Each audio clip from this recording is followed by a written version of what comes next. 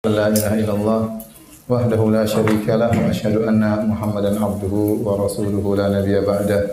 Ya ayyuhalladzina amanu taqullaha haqqa tuqatih wa la tamutunna illa wa antum muslimun. Fa inna asdaqal hadithi kitabullah wa khairal huda huda Muhammadin sallallahu alaihi wasallam. Syarrul umuri muhdatsatuha wa kullu muhdatsatin bid'ah wa kullu bid'atin dhalalah wa kullu dhalalatin finnar.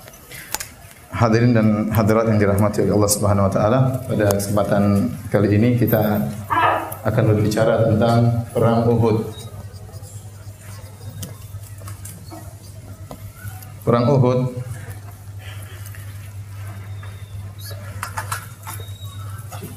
terjadi pada tahun 3 Hijriah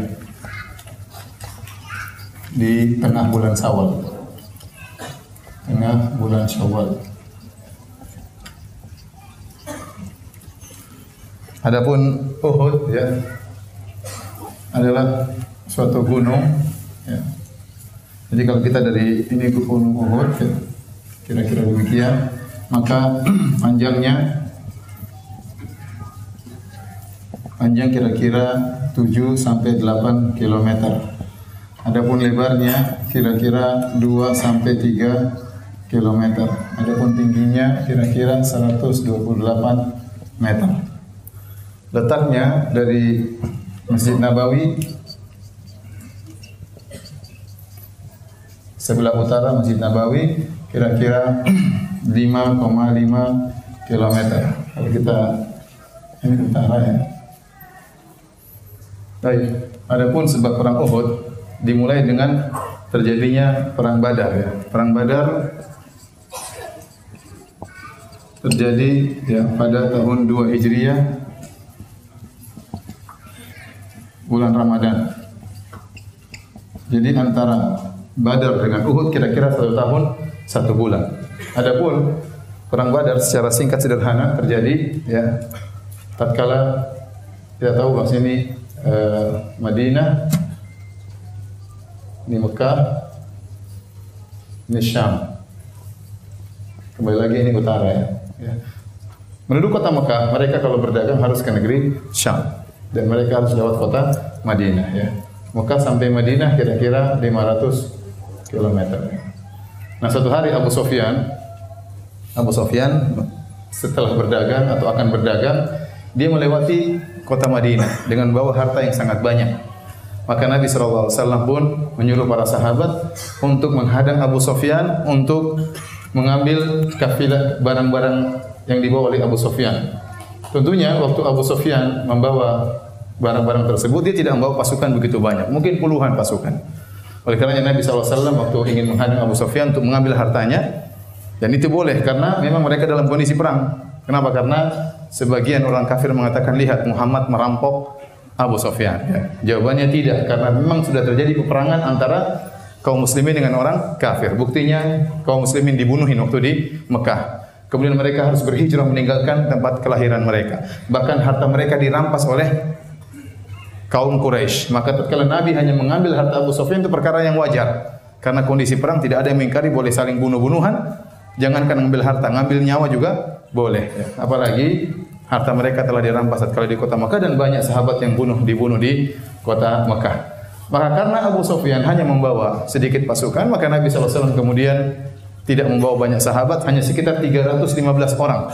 Waktu sebagian sahabat mau ikut, tapi harus mengambil tunggangannya, kata Nabi, tidak usah, yang tunggangannya siap ikut. Sehingga yang ikut cuma 315 orang. Dari sini, banyak sahabat, pemuda-pemuda sahabat yang tidak sempat ikut perang Badar. Mereka tidak menyangka akan terjadi perang. Nabi juga tidak menyangka akan terjadi apa? Perang. Nabi menyangka hanya menghadang Abu Sufyan, cukup 315 orang, maka sudah bisa mengambil harta Abu Sufyan. Sehingga sahabat yang meminta izin ikut, kata Nabi, tidak usah, yang tunggangannya tidak siap, tidak usah ikut. Qadarullah, Abu Sufyan melarikan diri ke Mekah. Berhasil. Akhirnya mengabarkan kepada kaum Quraisy. Akhirnya kaum Quraisy mengirim 1.000 orang dengan seluruh pembesar-pembesarnya, di antaranya Abu Jahal dan kawan-kawannya, untuk menghabisi pasukan 315 yaitu kaum muslimin. Namun akhirnya mereka kalah.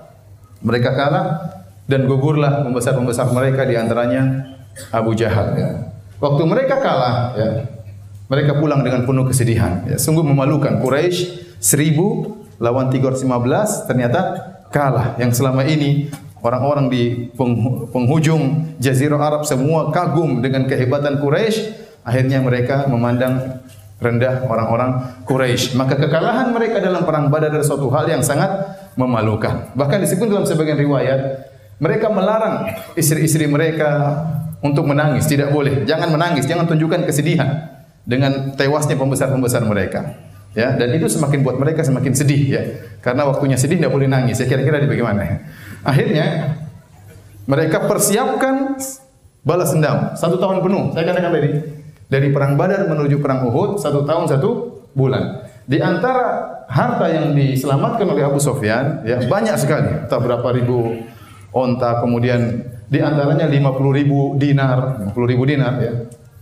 50.000 dinar. 1 dinar berapa? 1 dinar 4/4 gram emas. Berarti kalau 50 dinar 50.000 ya.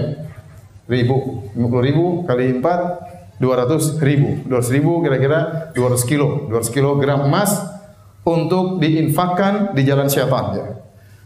Oleh karenanya bukan cuma orang Islam yang berinfak, orang kafir juga berinfak. Emang ente saja yang berinfak? Tidak, orang kafir juga berinfak. Allah berfirman, "Innal ladzina kafaru yunfikuna amwalahum liyasuddu an sabilillah, fasayunfikunaha, thumma takunu 'alaihim hasratan thumma yughlabun. Wal ladzina kafaru ila jahannam yuhsyarun." Kata Allah, sesungguhnya orang kafir mereka berinfak untuk menghalangi manusia dari jalan Allah Subhanahu wa taala. Infak mereka itu akan menjadi penyesalan bagi mereka. Infak itu akan mengantarkan mereka kepada neraka jahanam. Infak mereka saja mengantarkan ke neraka jahanam, mereka begitu semangat, apalagi kita berinfak yang mengantarkan kepada surga Allah Subhanahu wa taala. Jadi mereka sebagaimana kaum muslimin berkorban, orang-orang musyrikin juga mereka berkorban. Akhirnya berangkatlah mereka keluar dari Mekah menuju Madinah.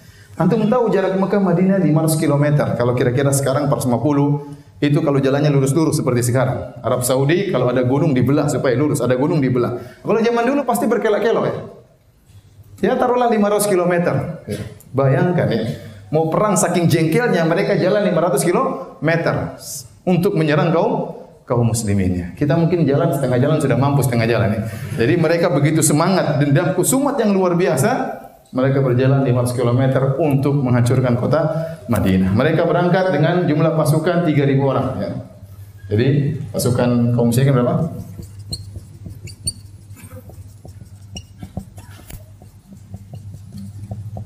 3.000 orang. Ya. Dipimpin ketua umum Abu Sufyan. Masih kafir waktu itu. Abu Sufyan radhiyallahu taala. Terus pasukan terbagi menjadi 2. Pasukan kanan dipimpin oleh Khalid ibn Walid, masih kafir juga. Ya. Masih kafir berserta 200 pasukan berkuda.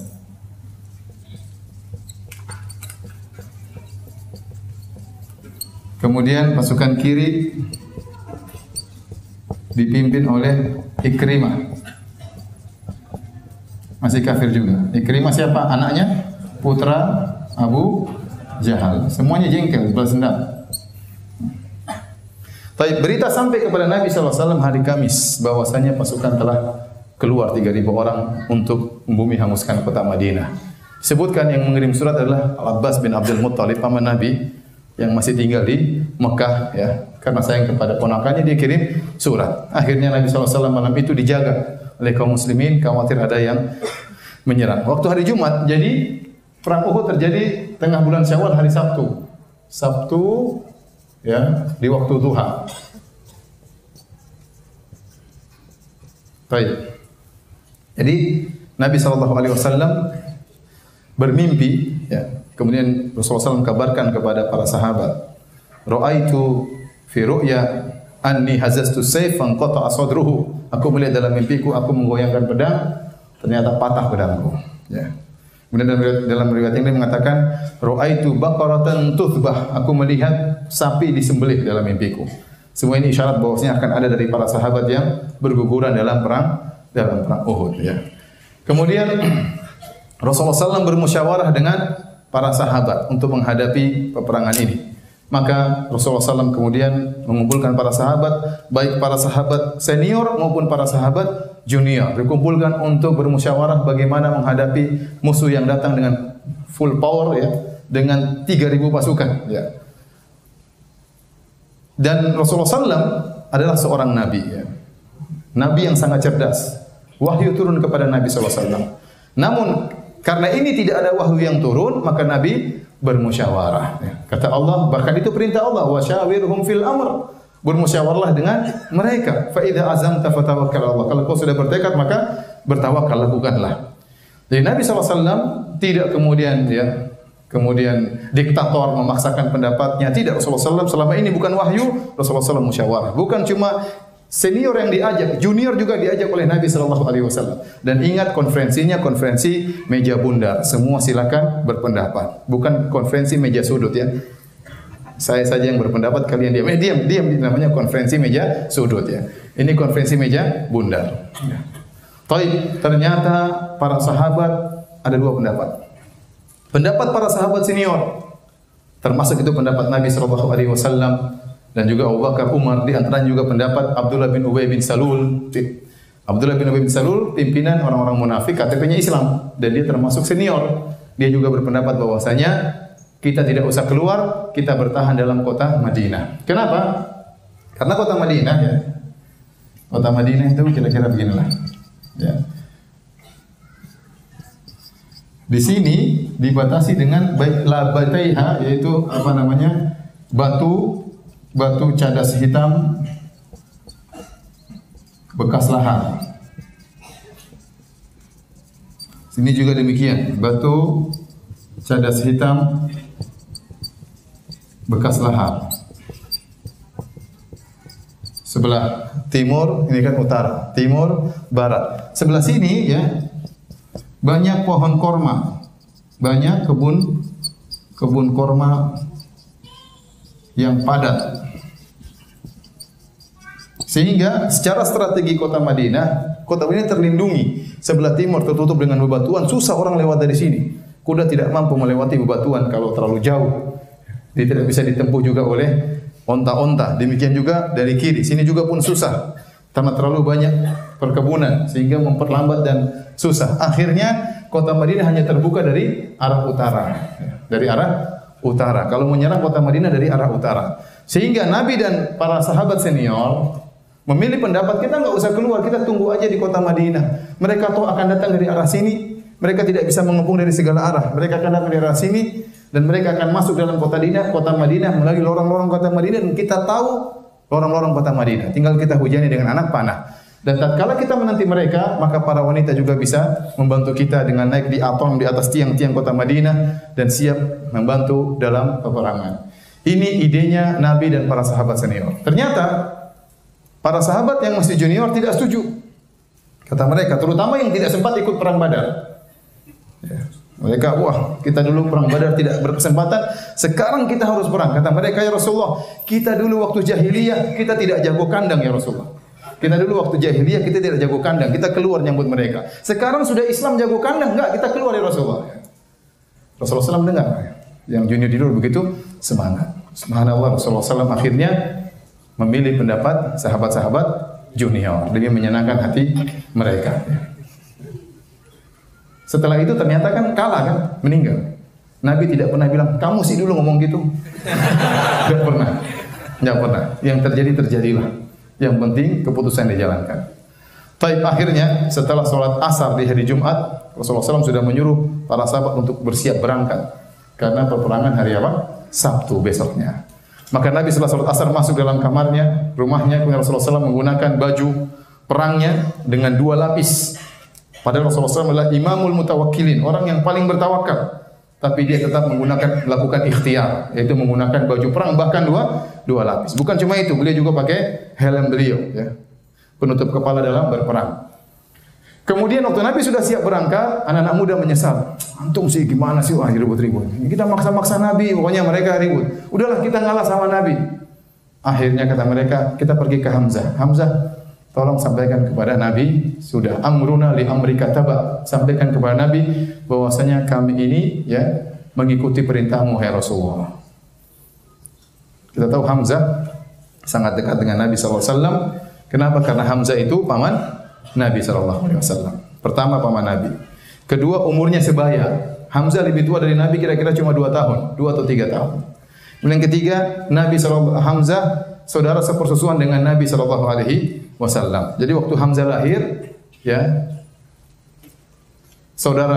saudaranya Abu Lahab, ya. Abu Lahab kan pamannya Nabi, Hamzah juga pamannya Nabi. Maka Abu Lahab gembira dengan lahirnya adiknya, maka Abu Lahab menyuruh Suwaibah budaknya untuk menyusui Hamzah. Ya.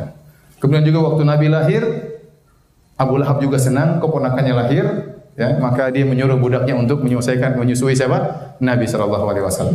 Ya. Ternyata besar-besar semuanya dia jengkel, ya. Jadi Hamzah dan Nabi satu saudara sepersusuan. Jadi 3 ini hal yang membuat Nabi sangat dekat dengan Hamzah, paman Nabi, umurnya sebaya, ya. Terkadang om sama ponakan kan umurnya apa? Sebaya, ya. Bahkan terkadang om lebih muda daripada ponakan. Seperti saya pernah punya teman dulu di Papua, omnya lebih muda daripada ponakan. Saya bilang, ente manut sama om, jangan melawan om. Ah, om belum sunat katanya. Jadi inilah yang membuat Abu Lahab, sebenarnya Hamzah dekat dengan Nabi. Maka Hamzah pun datang kepada Nabi SAW.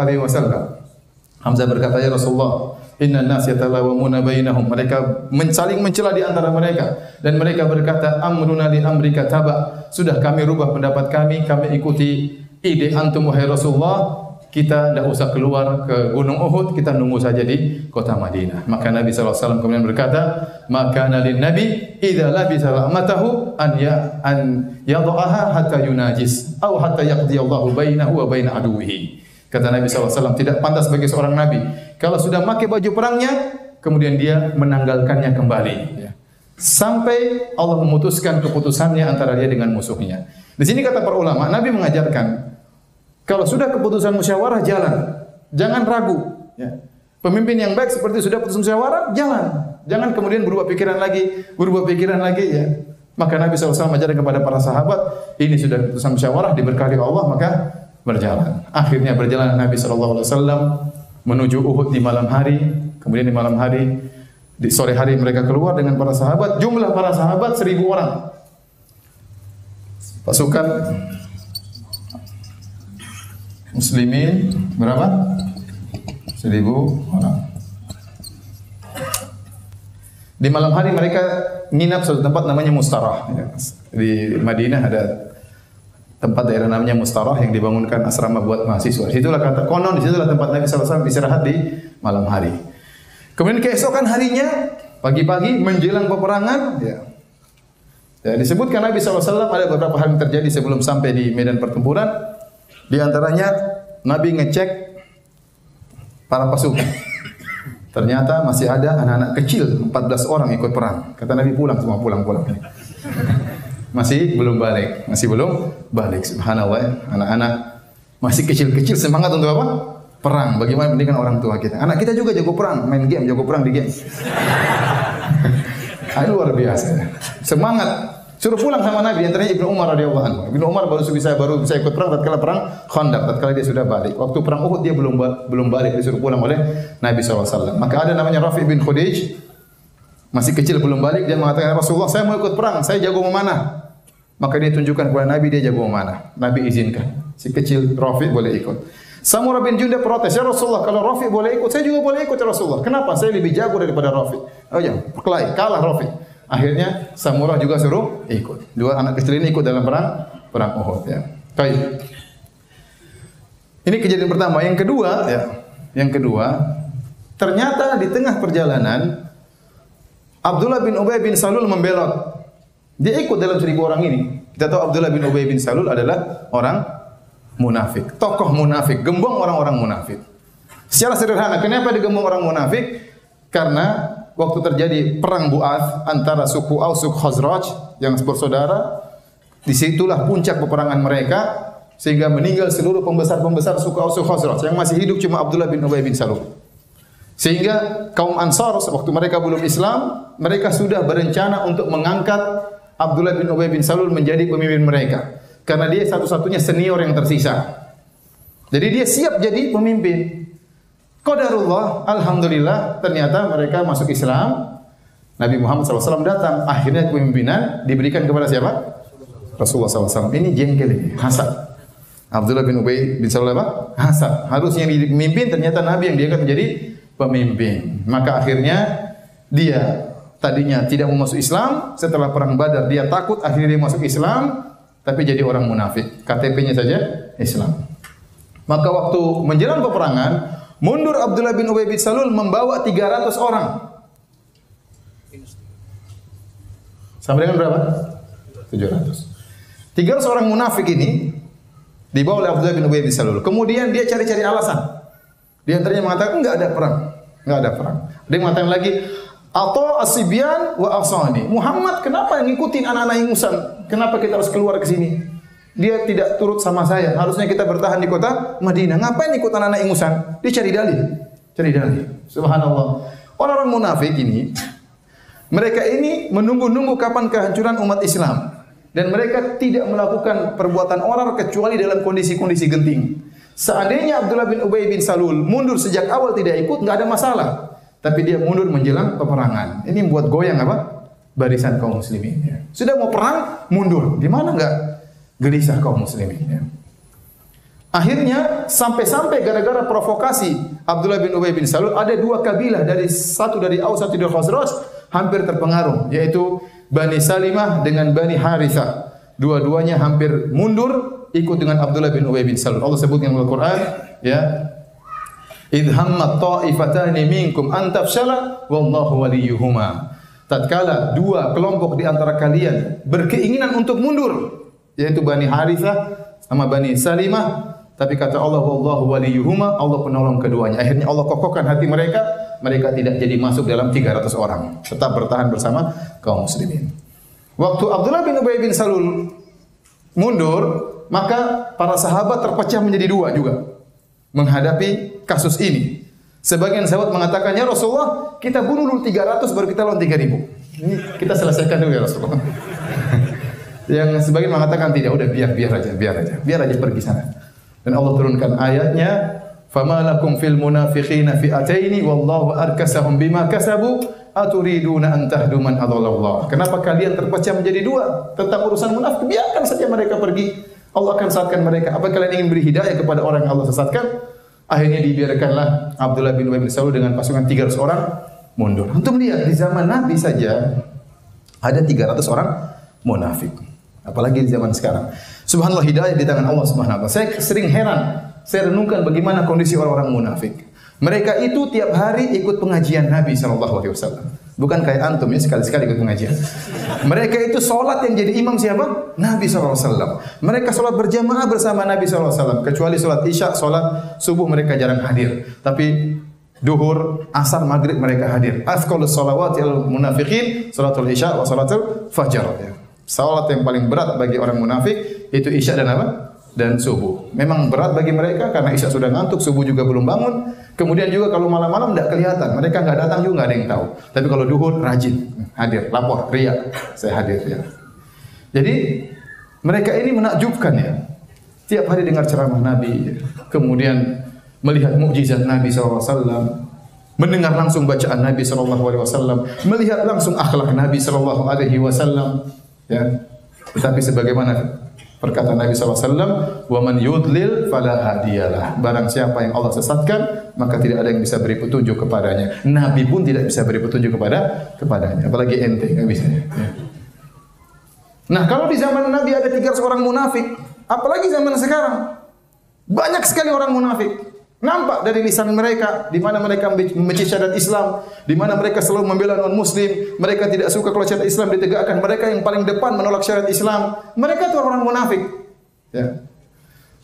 Mereka mendukung hal yang diharamkan oleh Islam. Mereka itu orang munafik. Kalau mereka mati, jangan sholatin mereka.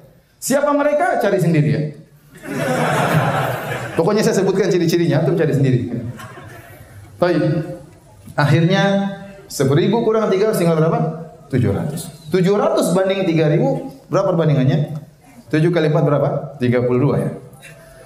7 kali 4 berapa? 28. Berarti hampir 1 banding 4. Hampir 1 banding 4. Tidak mudah. Iya, 1 banding 4 lebih ya. Baik, ini saya hapus ya.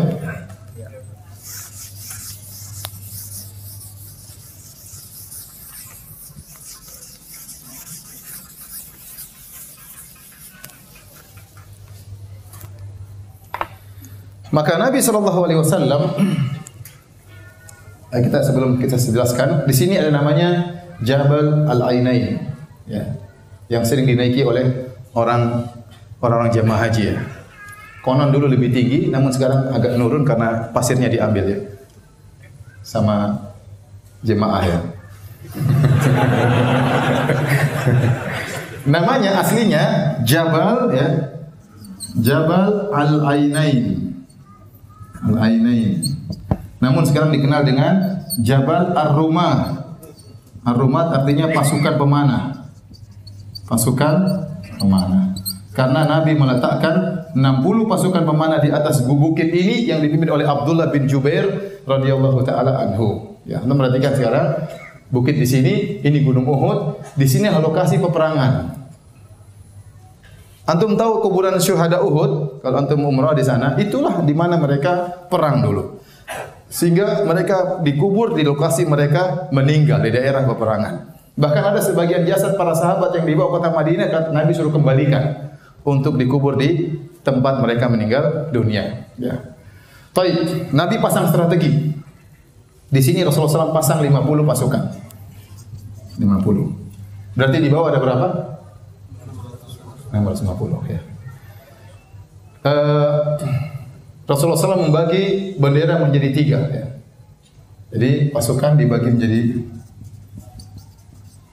ya 2 secara umum. Pertama, jangan di sini.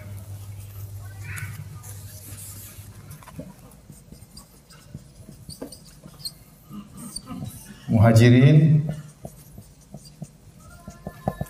Ansar. Ansar bagi dua, Al-Aus, Al-Khazraj. Al-Khazraj. Adapun Muhajirin dipimpin oleh Mus'ab bin Umair. Adapun Al-Aus dipimpin oleh Usaid bin Khudair.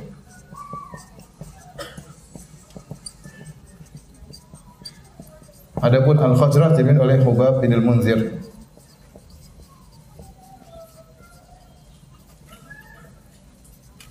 Ya. Jadi 3 bendera dipegang, ya. Muhajirin dipegang oleh Mus'ab bin Umair. Baik. Kemudian Nabi ya, ini tadi utara kan? Utara. Timur di mana timur? Timur sini ya. Perang di waktu duha. Berarti matahari kira-kira di sini. Iya enggak? Kan masih pagi. Kalau timur berarti matahari di sini. Kalau duhur berarti di atas. Kalau asar sana, maghrib tenggelam. Paham? Berarti waktu duha matahari kira-kira di sini. Ini matahari. Saya tuliskan matahari. Antum nanti nggak percaya. Baik. Musuh dari sini datang. 3.000 orang. Kaum muslimin dari sini 650 orang. Nabi mengatur strategi luar biasa ya. Pertama, Nabi menguasai tempat tertinggi di situ. Tempat tertinggi adalah Jabal Al-Ainain. Jadi perangnya bukan di atas Gunung Uhud. Sebagian orang menyangka perang di atas Gunung Uhud. Enggak ya. Mereka lakukan di sini enggak. Perangnya di bawah. Perangnya di bawah. Jadi Nabi menguasai tempat tertinggi dan dari dulu sampai sekarang siapa yang menguasai tempat tertinggi dia yang menang ya. Punya pesawat dia yang menang. Tinggal ngebom dari atas. Kemudian Nabi ingin mengatur peperangan cuma satu arah. Jadi berapapun musuh jumlahnya, selama peperangan satu arah masih mungkin menang. Tetapi kalau peperangan sudah 3 arah, 4 arah, mereka bisa dikeroyok dari berbagai arah. Maka Nabi harus mempertahankan strategi arah perlawanan harus satu arah saja, begini. Nah, bagaimana cara mempertahankan ini? Maka tidak boleh kaum musyrikin muter ke sini, nggak boleh.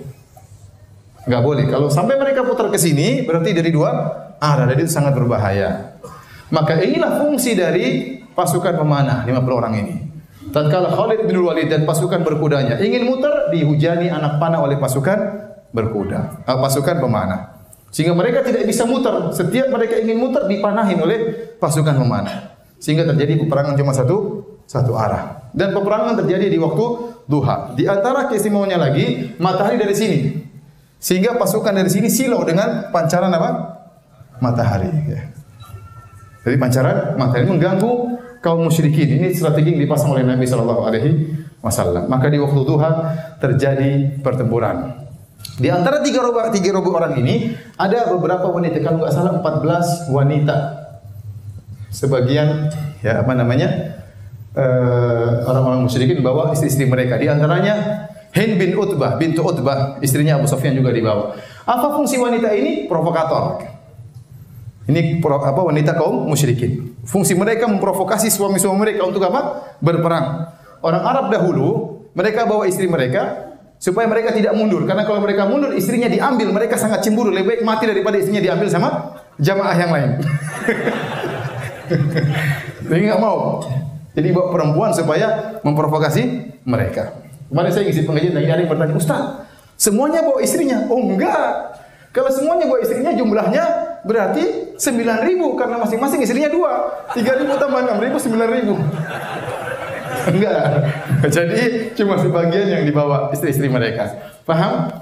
Kaum muslimin juga ada beberapa wanita. Fungsi mereka adalah untuk menolong orang-orang yang sakit. Di antaranya Aisyah, di antaranya Nusaibah, di antaranya Ummu Sulaim, ibunya Anas bin Malik ya. Ini tugasnya kalau ada orang yang sakit mereka tolong, mereka kasih makan, mereka rawat ya. Baik. Kita lanjutkan ya. Kebiasaan mereka dalam perang apapun ya. Mereka biasanya duel terlebih dahulu. Jadi pasukan diem dulu, terjadi duel dulu. Ini penentu. Ya, mubarazah kalau bahasa Arab ya. Duel. Jadi masing-masing keluarkan jagoannya dan mereka nonton. Kalau jagoannya menang, maka semangat mereka lebih membara. Disebutkan dalam sebagian riwayat, keluarlah namanya Siba. Dari kaum musyrikin namanya siapa? Siba. Siba bin Abdul Uzza. Kaum muslimin keluar Hamzah. Hamzah bin Abdul Muttalib.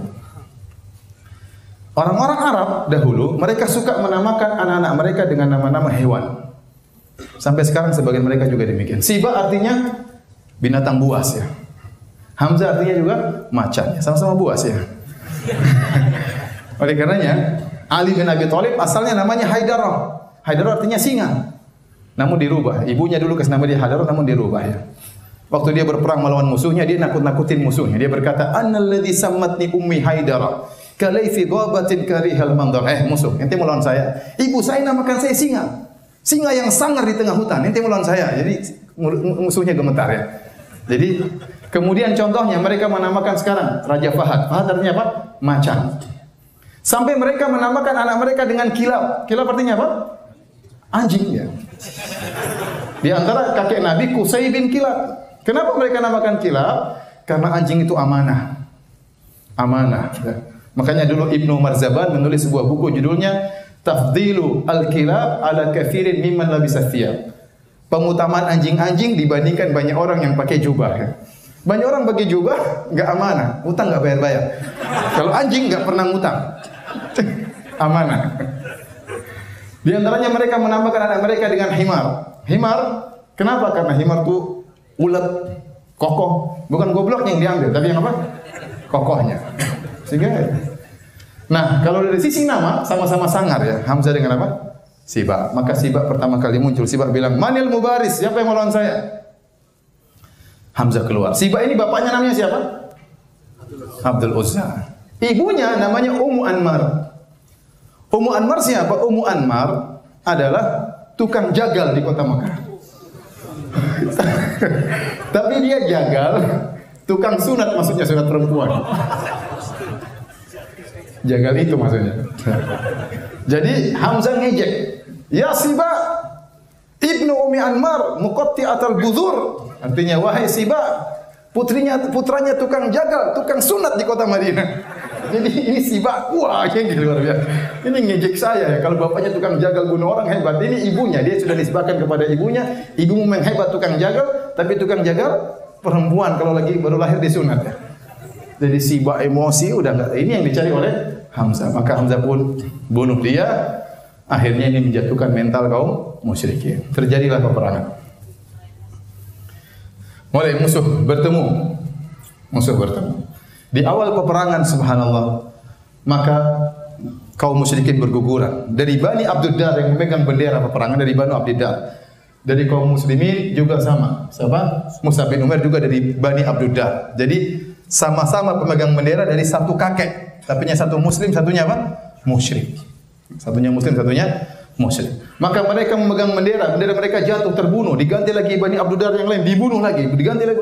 Ada berapa, entah 3 atau 4 yang berguguran sampai akhirnya bendera mereka jatuh, tidak ada yang angkat. Allah berfirman, "Walaqad sadaqakumullahu wa'dahu id tahussunahum bi'idznih." Sungguh Allah telah membenarkan janjinya tatkala kalian menghabisi mereka dengan izin Allah Subhanahu wa taala. Mereka kalah hancur-hancuran ya.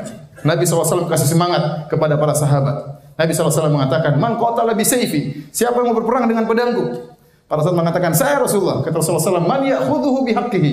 Siapa yang berani mengambil pedangku atas yang penting dia tunaikan haknya. Fa ahjamal qaum, semua orang tidak berani.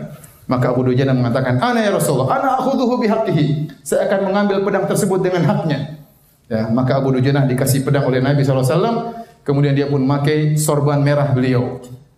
Kata orang-orang, Abu Dujana kalau sudah pakai sorban merah, berarti dia akan berperang sampai titik darah penghabisan. Kemudian dia berjalan di depan orang-orang kafir dengan cara jalan yang sombong.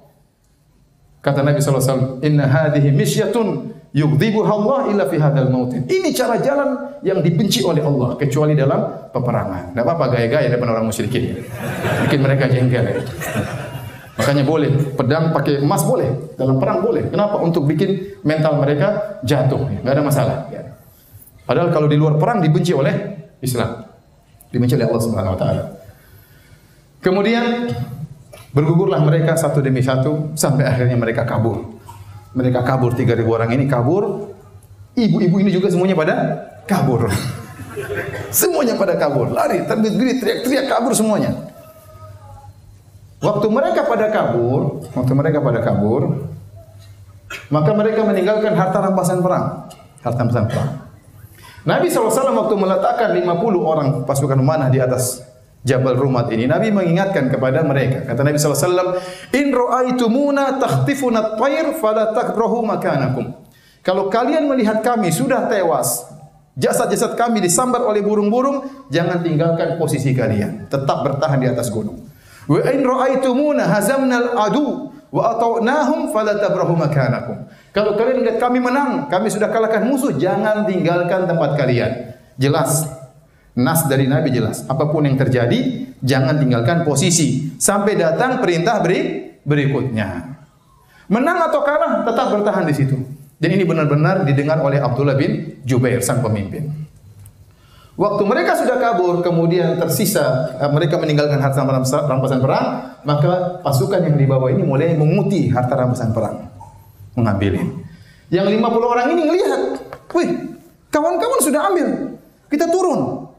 Abdullah bin Jubair ingatkan, tidakkah kalian ingat sabda Nabi Sallallahu Alaihi Wasallam? Jangan turun, jangan turun. Mereka tetap turun. Mereka punya takwil, mereka menganggap perang sudah selesai. Peraturan Nabi, perintah Nabi itu berlaku kalau perang belum selesai. Ini perang sudah selesai, ya sudah kita turun aja. Turunlah 40 orang, tinggal 10 di sini. Tinggal 10. Ya, oleh karenanya Allah sebutkan dalam Al-Quran, hatta idza fashiltum wa tanaza'tum fil amr wa asaitum min ba'di ma arakum ma tuhibbun minkum may yuridu dunya wa minkum may yuridu akhirah. Ya. Tsumma sarafakum anhum liyabtaliyakum wa laqad afa ankum. Kata Allah Subhanahu wa taala, kemudian tatkala kalian berselisih, terjadi perselisihan di sini. Satu ingin turun, satu ingin bertahan. Ya. Kemudian kalian bermaksiat, kata Allah, wa asaitum. Allah namakan sikap mereka turun ke bawah adalah maksiat. Allah namakan wa asaitum, dan kalian bermaksiat. Ya, setelah Allah tampakkan apa yang kalian sukai. Kemudian Allah sebutkan minkum may yuridu dunya, di antara kalian yang ingin dunia. Dan di antara kalian ada yang ingin apa? Akhirat. Ya. Waktu turun ayat ini, kata Ibnu Mas'ud, saya tidak menyangka ada seorang pun dari sahabat Nabi yang ingin dunia. Kenapa? Karena bagaimana ingin dunia? Mereka berhijrah dari Mekah menuju Madinah, perjalanan meninggalkan harta seluruhnya. Mereka ikhlas, super ikhlas. Sampai turun ayat tersebut, minkum, kata Allah, di antara kalian, wahai para sahabat, ada yang suka dengan dunia. Di antara kalian ada yang suka dengan akhirat. Tapi walaqad afa ankum, Allah telah ampuni kalian seluruhnya.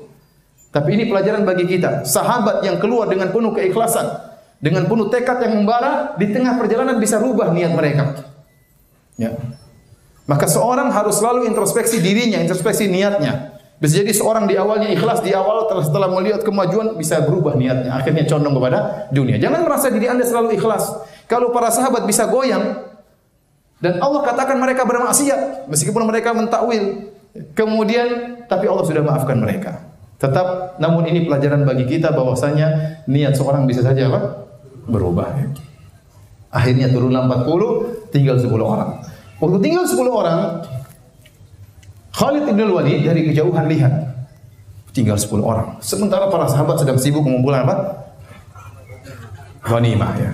Maka Khalid bin Walid kemudian segera dengan pasukan berkudanya dengan cepat segera datang ke sini, dibunuhlah 10 orang tersebut. Gugurlah 10 orang, akhirnya pasukan kaum musyrikin muter, akhirnya menyerang dari dua sisi. Menyerang dari dua sisi.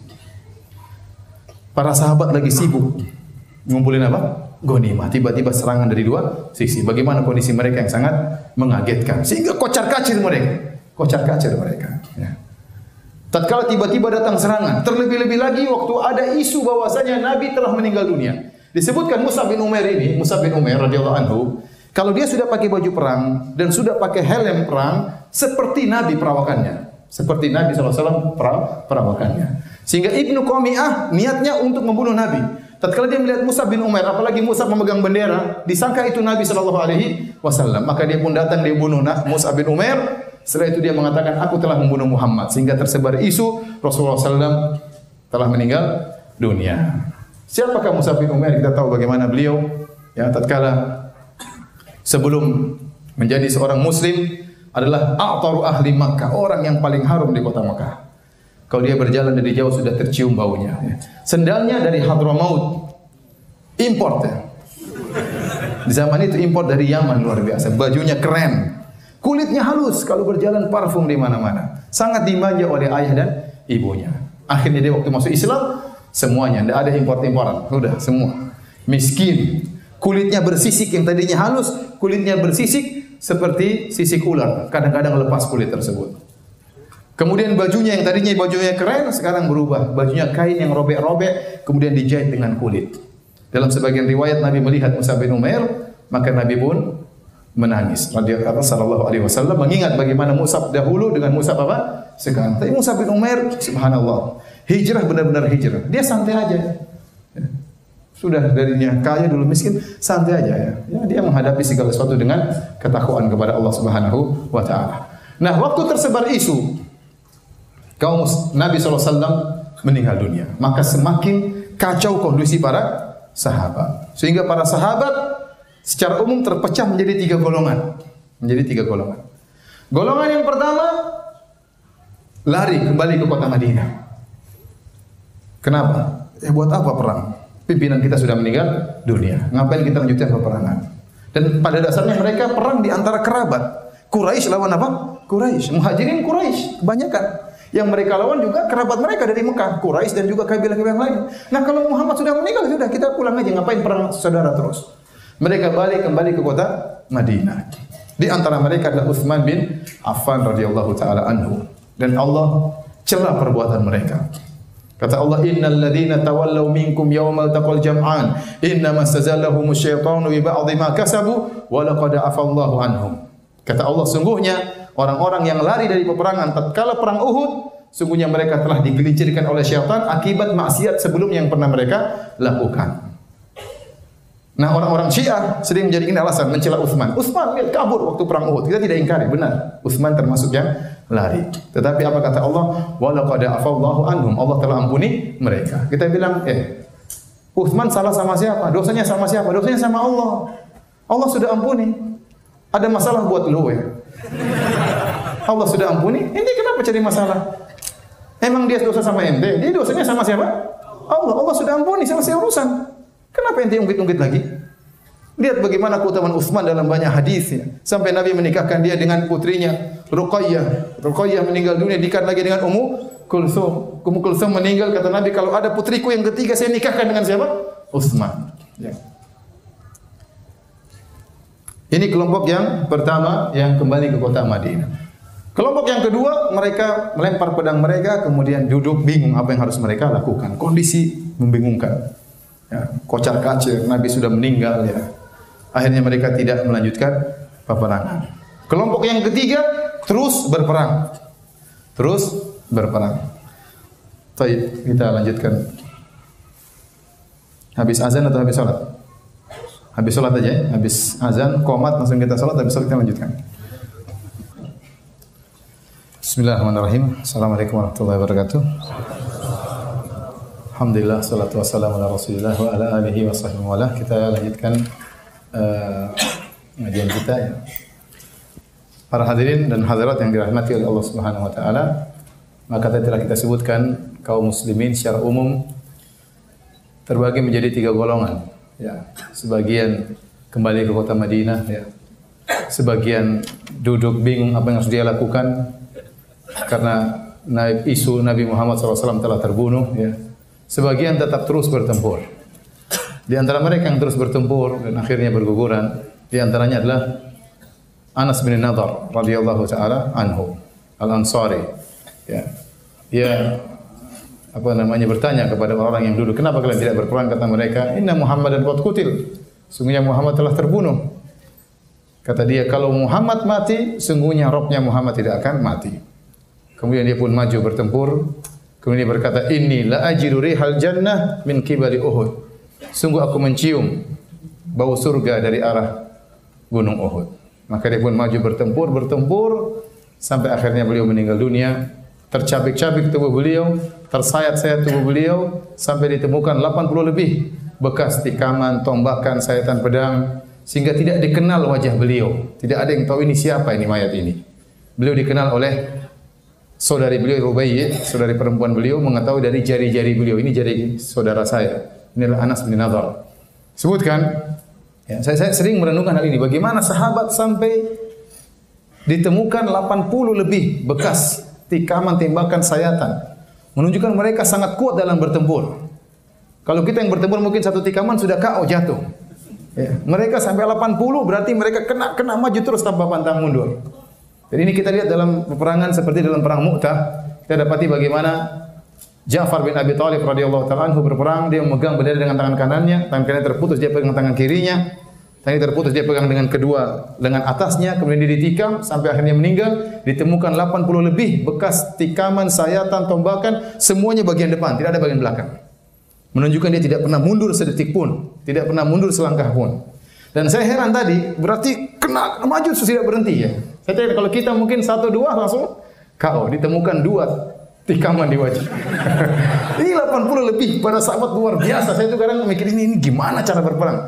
Dalam perang Badar atau disebutkan sebagian sahabat yang tangannya putus, dia masih berperang sampai tangannya dia tarik-tarik. Subhanallah. Luar biasa ya. Ya, luar biasa. Jadi oleh karena para hadirin sampai Anas bin Nadhr ditemukan 80 lebih bekas luka di tubuhnya. Didatangi oleh sebagian sahabat, Nabi suruh mencari mayatnya. Kemudian dia menyampaikan salam kepada Nabi SAW. Kemudian dia berkata, dia sampaikan, ablig ala ya qaumil ansar, sampaikan kepada kaumku dari kaum Ansar. La udhra lakum, tidak ada udhur bagi kalian an yukhlasa ila Rasulillah sallallahu alaihi wasallam wa fiikum syafrun yatruf. Tidak ada udhur bagi kalian wahai kaum Ansar kalau sampai Nabi tercelaka sementara masih ada mata yang berkedip di antara kalian. Kalau masih ada mata berkedip tidak boleh Nabi SAW celaka. Kemudian dia pun meninggal, dia berkata, "Inilah ajri hal jannah." Saya mencium bau surga. Meninggallah Anas bin Nadhr radhiyallahu ta'ala anhu. Di antara yang meninggal adalah Hamzah bin Abdul Muttalib, paman Nabi SAW. Hamzah disebut dalam sebagian riwayat, kalau beliau berperang, kedua tangannya memegang pedang. Kebanyakan orang berperang, tangan kanannya pegang pedang, tangan kirinya pegang perisai. Ini kebanyakan orang demikian. Tapi Hamzah dalam sebagian riwayat dia dengan dua tangannya pegang pedang. Berarti hebat dalam bertempur. Dan dia sangat hebat dalam bertempur ya. Dan tidak ada yang bisa mengalahkan Hamzah. Tidak ada yang bisa mengalahkan Hamzah. Tetapi dia meninggal gara-gara Wahsy. Siapa Wahsy ini? Wahsy adalah budak milik Jubair bin Mut'im radhiyallahu anhu. Jubair bin Mut'im, pamannya Tu'aimah bin Adi tewas dalam perang Badar, pamannya. Maka dia bilang, saya ingin membalas kematian pamanku dengan pamannya Muhammad, dendam. Paman saya tewas, paman dia juga harus tewas. Ya, sama-sama tewas paman, sama-sama sedih. Maka dia katakan kepada Wahsy, kalau kau ingin merdeka, bunuh paman Nabi, paman Muhammad Hamzah. Ya, kita tahu cita-cita budak apa? Ingin apa? Merdeka. Ini cita-cita dia. Maka dia pun keluar bersama 3.000 pasukan. Ya, tetapi dia tidak ikut berperang. Dia hanya bawa herbahnya, tombaknya, dan kalau dia sudah nembak tidak akan meleset. Maka tatkala Hamzah sedang bertempur, dia mensifati ka'annahu jamalul awraq. Hamzah kalau sudah bertempur seperti onta yang lagi ngamuk, ya. Tidak ada yang bisa berhadapan dengan Hamzah. Tatkala Hamzah sedang bertempur, dia melihat ada celah. Hamzah pakai baju perang, tetapi di bawah pusar dia kosong. Maka Wahsy mengeser arah tersebut. Maka dia pun melempar tombaknya persis masuk di bawah pusar Hamzah radhiyallahu anhu, kemudian tembus ke belakang. Maka Hamzah lihat Wahsy dan dia berjalan menuju Wahsy, namun dia tidak kuasa. Akhirnya apa? Jatuh gugur radhiyallahu taala anhu. Wahsy akhirnya masuk Islam setelah itu. Dia masuk Islam. Dia datang kepada Nabi SAW tidak dari Taif. Kalau tidak salah Nabi sedang di Taif. Nabi berkata, la ini sata'ta alla turiya wajhaka faf'al. Alla turiyani wajhaka faf'al. Kalau kau mampu wahai Wahsy, anta Wahsy alladzi qatala ammi, kata Nabi, kau Wahsy yang telah membunuh pamanku Hamzah. Kata Wahsy, benar ya Rasulullah. Kalau kau mampu tidak menampakkan wajahmu di hadapanku, lakukanlah. Ya, bukannya Nabi tidak maafkan dia, tapi Nabi tidak kuasa mengingat pamannya siapa? Hamzah. Melihat Wahsy dia ingat Hamzah. Kalau kau bisa tidak menampakkan wajahmu, lakukanlah. Dan akhirnya Wahsy ingin melakukan sesuatu yang bisa dia balas kesalahannya. Maka waktu muncul Musailimah al-Kadzdzab, ya, yang benar Musailimah bukan Musailamah. Musailimah al-Kadzdzab waktu muncul, maka Wahsy pun mengejar Musailimah dan dia menggunakan tombak yang sama yang dia gunakan untuk menembak Hamzah. Kemudian dia tombak Musailimah al-Kadzdzab masuk ke dadanya. Akhirnya terjatuhlah Musailimah al-Kadzdzab. Kemudian kata Wahsy, la in ana qataltuhu wa qad qataltu khairan nas wa syarran nas. Kalau saya yang berhasil membunuh Musailimah al-Kadzdzab, berarti saya telah membunuh manusia terbaik, yaitu siapa? Hamzah, dan saya telah membunuh manusia terburuk siapa? Musailimah al-Kadzdzab. Ya. Kemudian di antara yang meninggal dunia adalah Hanzalah ibnu Abi Amir al-Fasiq. Ya. Hanzalah bapaknya Abu Amir al-Fasiq, ma'ruf orang kafir, ya, munafik. Ya. Adapun Hanzalah, ya, dia baru menikah waktu itu, sehingga malam Sabtu malam pengantin. Ya, malam Sabtu malam pengantin. Perangnya tadi hari apa? Hari Sabtu. Pagi hari dia masih berhubungan lagi dengan istrinya, ya. Sehingga tidak sempat mandi junub. Langsung dia ikut perang. Ikut perang akhirnya meninggal. Nabi heran melihat malaikat mencuci, memandikan jasadnya. Ada apa dengan beliau? Ternyata dia belum mandi junub. Antum juga boleh begitu. Harus ikhlas tapi. Hanzalah ghusilul malaika radhiyallahu ta'ala anhu. Di antara yang meninggal adalah Amr bin Jamuh. Amr bin Jamuh radhiyallahu anhu, 4 anak laki-lakinya semua ikut dalam perang Uhud. Dia sudah tua dan dia pincang sehingga dia diberi uzur oleh Nabi untuk tidak usah ikut perang. Maka dia datang kepada Nabi, ya Rasulullah, la in ana qutiltu al-yawm, kalau saya terbunuh hari ini ya Rasulullah, apakah pincangku ini akan menginjakkan kaki di surga? Saya akan menginjakkan kakiku di surga? Kata Nabi, na'am. Maka dia pun maju, maka dia pun terbunuh radhiyallahu taala anhu. Di antara yang terbunuh Al-Yaman, bapaknya Hudzaifah. Al-Yaman dan Thabit sudah tua. Mereka ditugaskan oleh Nabi untuk menjaga kota Madinah, menjaga anak-anak, menjaga wanita. Peperangan telah berlangsung. Mereka ngobrol-ngobrol. Kita sudah tua, ngapain? Udah kita mati syahid aja. Akhirnya mereka pergi, datang, nyusul dalam perang belakangan. Waktu mereka masuk dalam peperangan, Thabit terbunuh oleh kaum musyrikin. Al-Yaman disangka musuh oleh kaum muslimin. Karena dia datang, pendatang baru, mereka tidak kenal. Dalam kondisi kocar-kacir seperti tadi, akhirnya mereka membunuh bapaknya Hudzaifah. Waktu mereka yang membunuh Yaman, Hudzaifah berkata, Abi, tahan, itu bapakku. Orang-orang sudah kacau balau, akhirnya terbunuhlah siapa? Al-Yaman radhiyallahu taala anhu. Dibunuh oleh kaum muslimin tanpa sengaja. Ya. Ini di antara yang terbunuh. Di antara yang terbunuh adalah Abdullah bin Jahshin. Ya. Radhiyallahu anhu. Dia berkata, ya, dia bersumpah, aku bersumpah, kalau aku mendapati masyhadan, mendapati suatu peperangan, aku ingin agar musuh-musuh membunuhku. Lalu mereka merobek perutku. dan mencincang-cincang tubuhku. Tatkala aku bertemu dengan Allah bertanya kepadaku, kenapa tubuhmu tercincang wahai Abdullah bin Jahsy? Akan aku berkata, karena engkau ya Allah. Akhirnya cita-citanya tercapai. Dia pun masuk dalam peperangan, dirobek perutnya oleh musuh dan akhirnya meninggal dunia radhiyallahu taala anhu. Baik. Hadirin dan hadirat yang dirahmati oleh Allah Subhanahu wa taala. Waktu Nabi sallallahu alaihi wasallam ya, musuh kaum muslimin sudah kocar-kacir, ya, maka para kaum musyrikin mencari posisi Nabi sallallahu alaihi wasallam. Karena tujuan mereka adalah membunuh Rasulullah sallallahu alaihi wasallam. Maka mereka terfokus kepada Nabi Muhammad sallallahu alaihi wasallam, ya. Maka datanglah pasukan kaum musyrikin menuju Nabi sallallahu alaihi wasallam. Maka Nabi berkata waktu itu, "Man yarudduhum anna fa huwa rafiqi fil jannah." Siapa yang bisa menolak musuh-musuh tersebut membelaku, dia akan menjadi temanku di surga. Waktu para sahabat mendengar perkataan Nabi, dia akan menjadi temanku di surga, maka para sahabat berusaha untuk membela Nabi SAW. Mati, meninggal di hadapan Nabi SAW. Musuh datang, maka mereka hadang. Tidak mungkin satu melawan banyak orang. Meninggal satu, satu lagi datang, meninggal lagi, satu lagi datang, meninggal lagi, sampai kalau tidak salah 14 orang meninggal demi untuk menahan musuh tersebut. Agar Rasulullah SAW bisa terselamatkan, ya. Disebutkan Abu Dujana radhiyallahu taala anhu, waktu Nabi dihujani oleh anak panah, maka dia pun balikkan badannya agar tubuhnya terkena anak panah untuk membela Nabi sallallahu alaihi wasallam. Kemudian juga datang siapa? Abu Talha radhiyallahu anhu. Maka dia memanah di hadapan Nabi sallallahu alaihi wasallam. Nabi di belakang dia di hadapan Nabi sallallahu alaihi wasallam. Waktu Nabi ingin lihat, kata dia, "Nabi, jangan lihat, jangan angkat kepalamu, kau akan terkena panah. Biarkan dadaku di hadapan dadamu." Maka dia memanah di hadapan Nabi sallallahu alaihi wasallam, ya. Perjuangan para sahabat luar biasa. Meskipun Nabi sudah berusaha untuk dilindungi oleh para sahabat, namun akhirnya Nabi tetap celaka, ya. Sehingga terkena sesuatu sehingga gigi beliau patah, ya. Sujjan Nabi sallallahu alaihi wasallam, wajah beliau berdarah, terluka, wa qusirat rubaiyatuhu, dan patahlah gigi taring beliau. Rubaiyah itu setelah gigi sari. Sari ini apa? Gigi taring, kan? Ya, yang jumlahnya 4. Gigi apa? Gigi taring. Gigi taring. Bukan gigi sari, gigi taring. Patah, ya. Dan wajah Nabi berdarah, ya. Waktu Nabi sedang berlumuran darah, Nabi sempat berkata, "Kaifa yuflihu qaumun sajju nabiyahum wa huwa yad'uuhum ilal Islam." Bagaimana bisa beruntung suatu kaum yang melukai wajah Nabi mereka sementara Nabi mereka menyuruh mereka kepada Islam. Nabi merasa susah, bagaimana beruntung kaum seperti ini. Maka Allah tegur Nabi sallallahu alaihi wasallam. Allah turunkan ayat yang kita baca dalam surat Ali Imran, "Laisa laka minal amri syai'un aw yatuba 'alaihim aw yu'adzibahum fa innahum zalimun." Wahai Muhammad, bukan urusanmu masalah hidayah. Apakah Allah membuat mereka bertobat? Apakah Allah akan mengadab mereka? Itu urusan Allah Subhanahu wa taala. Dan benar, akhirnya banyak di antara mereka yang bertobat. Abu Sufyan akhirnya masuk Islam, jadi mertua Nabi sallallahu alaihi wasallam. Khalid bin Walid akhirnya menjadi pahlawan perang, ya. Kemudian Ikrimah bin Abi Jahal akhirnya mati syahid, dan banyak tokoh-tokoh akhirnya masuk. Wahsy akhirnya masuk Islam.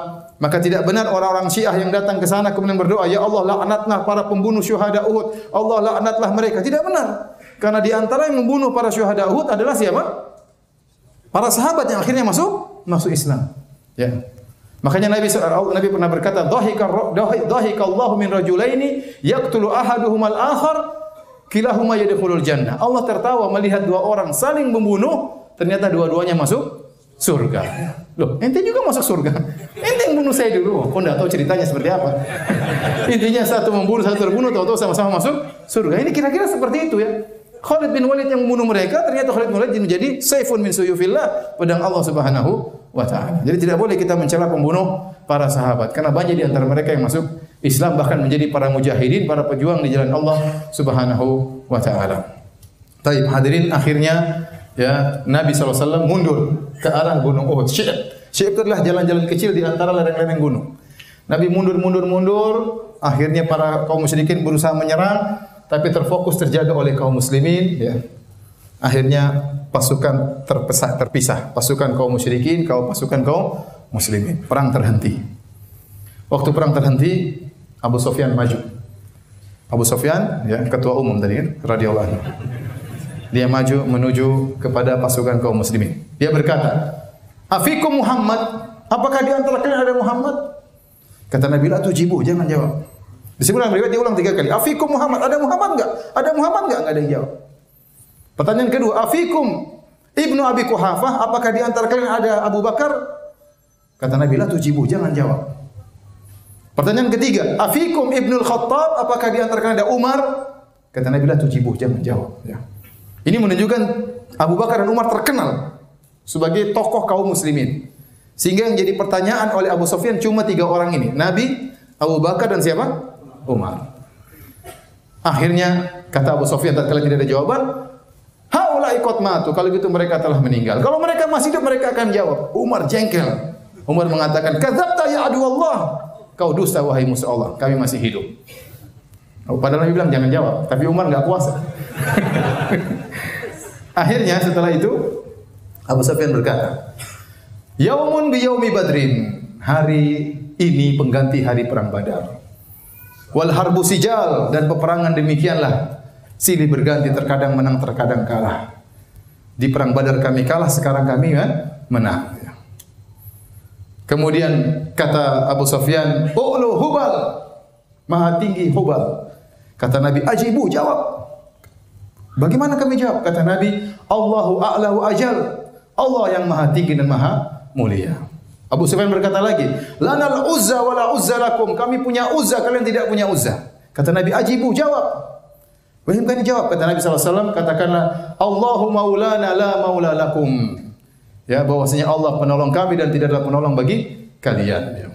Kemudian Abu Sufyan berkata tadi, ya, yaumun bi yaumin, hari ini sebagai pengganti hari kekalahan kami dalam perang Badar, dan peperangan demikian. Tajiduna muslah, kata dia, kalian akan mendapati kalian mayat-mayat kalian wahai kaum muslimin. Jadi Abu Sufyan berkata kepada para sahabat, kepada Nabi, kalian akan mendapati mayat-mayat kalian tercincang-cincang. Saya tidak memerintahkan untuk mencincang mereka, tapi tidak mengapa bagi saya mereka dicincang.